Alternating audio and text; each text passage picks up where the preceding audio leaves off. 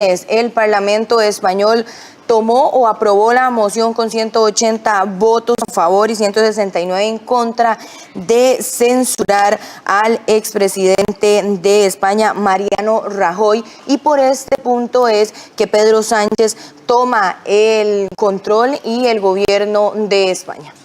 Así es, Caterina, para hablarnos de este tema y ampliarnos precisamente está con nosotros el analista internacional vía remota, Alejandro Barahona. Muy buenos días, don Alejandro. Pues según veíamos en la información anterior, todavía no se termina de conformar esa lista de ministros que estarían acompañando a Pedro Sánchez en este gobierno tan repentino en España. Tal vez usted nos hable pues un poco en contexto cómo es que se hacen estos cambios que ocurren en esos países en Europa y qué sería lo que viene ahora en adelante, cómo políticamente se deben de llevar a cabo estas intervenciones y estos cambios. Muy buenos días, un placer estar con ustedes.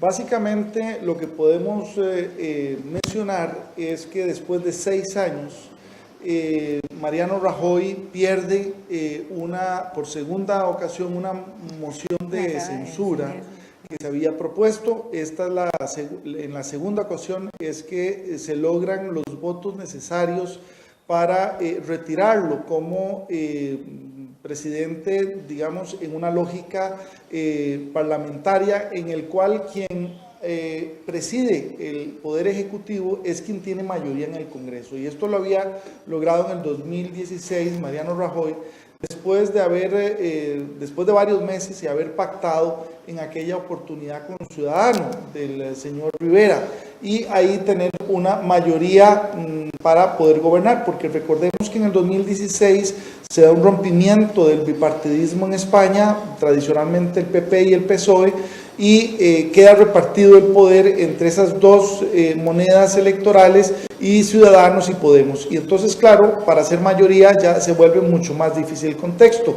A raíz de la condena el 24 del mes pasado contra el PP, y en el cual Mariano Rajoy había mantenido una versión de que no se había dado tal caso de corrupción, y efectivamente se comprueban varios delitos, se condenan 29 personas por esta trama del caso Gürtel, que básicamente era una trama en la cual varios contratos de la administración pública se cedían a empresas de manera directa, por supuesto a través de una comisión que para todos los efectos es corrupción. Y al día siguiente de esta condena, el PSOE socialista plantea una moción de censura que logra el apoyo tanto de Podemos como de los independentistas, tanto de Cataluña como del País Vasco. Y esto explica la caída de Mariano Rajoy y la llegada de Pedro Sánchez. Claro, Pedro Sánchez ahora tiene muchos retos, porque esta mayoría se conformó en realidad para sancionar a Mariano Rajoy como presidente del Ejecutivo, y con ello perdía el poder del Ejecutivo. Pero ahora Pedro Sánchez tiene el gran reto de lograr no solamente mantener esa mayoría, sino, lógicamente, como ustedes mencionaban, conformar gobierno. Y esta conformación de gobierno tiene muchísimo que ver con varios elementos. Uno, con los grupos que le dieron el apoyo para la moción de censura contra Mariano Rajoy. Dos, que Pedro Sánchez se comprometió a un gobierno que básicamente se centre en términos socialistas, paritarios y europeísta. Y eso significa que, por supuesto, tiene no solamente que construir esa paridad, sino que tienen que hacerlo muy responsablemente con personas que efectivamente no tengan ningún antecedente en materia de corrupción. Por supuesto, pasada la conformación de gobierno, tiene que entrar de lleno a ganarse su espacio como presidente del gobierno español en el seno de la Unión Europea, en un contexto en donde Europa no espera, no da 100 días para acomodo, no.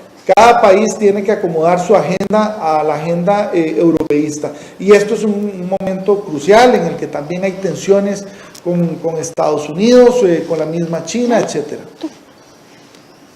Don Alejandro, don Pedro Sánchez se convierte en el tercer presidente socialista en el gobierno español. Esto desde 1977, que se abrió la oportunidad a esta forma de gobierno. ¿Qué significa, y usted tal vez lo explicaba un poco ahorita al inicio, en la primera intervención, ser socialista en un país como España?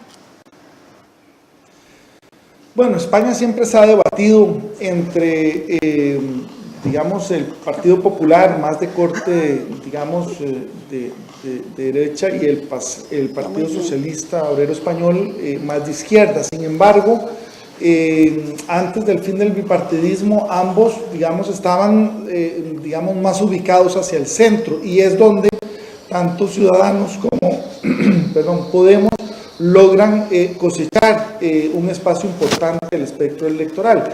¿Qué significa? Significa un relevo generacional dentro de la misma España. Recordemos que Mariano Rajoy, después de 6 años de estar en el gobierno y varios de ser el líder también del PP, ya mostraba un desgaste. Vemos que los otros líderes de las otras monedas electorales son personas bastante más jóvenes que Mariano Rajoy. Esto producto también, recordemos, de todo lo que pasó en su momento, en el mayo 11, que genera un rompimiento de ese espectro político, y en el cual, sin duda alguna, hoy día Europa se sigue debatiendo entre izquierdas y derechas, pero dentro del proyecto europeísta. Lo vemos en una Italia que se tira hacia el populismo de derecha, lo vemos en una España más centrada hacia la izquierda, o más centrada, no, tirada un poco más a la izquierda, pero siempre dentro del espectro de centro. Es parte de la, digamos, pluralidad, diría yo, política democrática del proyecto europeo, y en el cual ahora la gran preocupación es qué tanto efectivamente Pedro Sánchez mantenga una disciplina que permita a España salir de su situación económica, que recordemos viene recuperándose, pero no lo ha superado, pero como ha dicho Pedro Sánchez, reduciendo el costo social que han tenido muchas de estas medidas. Recordaremos que en el pasado hubo efectivamente muestras muy grotescas del impacto social que se generó en España, esas medidas económicas. Creo que Pedro Sánchez va a tratar de moderarlo con el apoyo de Podemos, pero en el cual también tenemos que recordar que tanto Ciudadanos como PP no se lo van a hacer fácil, van a hacer una oposición fuerte dentro del Senado español, y básicamente en 2 años, un poquito menos, en el 2020, tendrá que convocarse a nuevas elecciones. Así que de aquí a allá probablemente Pedro Sánchez lo que busque es consolidar su liderazgo dentro de España y en el entorno europeo como un candidato serio para mantenerse en el Ejecutivo. Sin embargo, cabe la posibilidad también estos 2 años que pasen muchas cosas. Desde una disolución del Congreso Español y una convocatoria adelantada que ha estado permanentemente solicitando Ciudadanos, hasta que efectivamente termine el mandato y lo termine con una visión alterna a la del PP, que básicamente es la que ha imperado en estos últimos 6 años en España.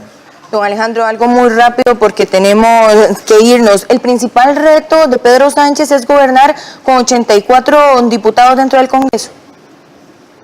Yo diría que es mantener la alianza que le permitió llegar al poder con la destitución de Mariano Rajoy, que anda por arriba de los 170 y pico, de 179 votos, si no mal recuerdo. Para mantener esa mayoría no dependerá solo de lo que él diga, sino del consenso que logre concertar con las otras 3 fuerzas que participaron junto con el PSOE en esta moción de censura. Y creo que eso va a depender también mucho de la propuesta programática que se logre desarrollar durante estos 2 años.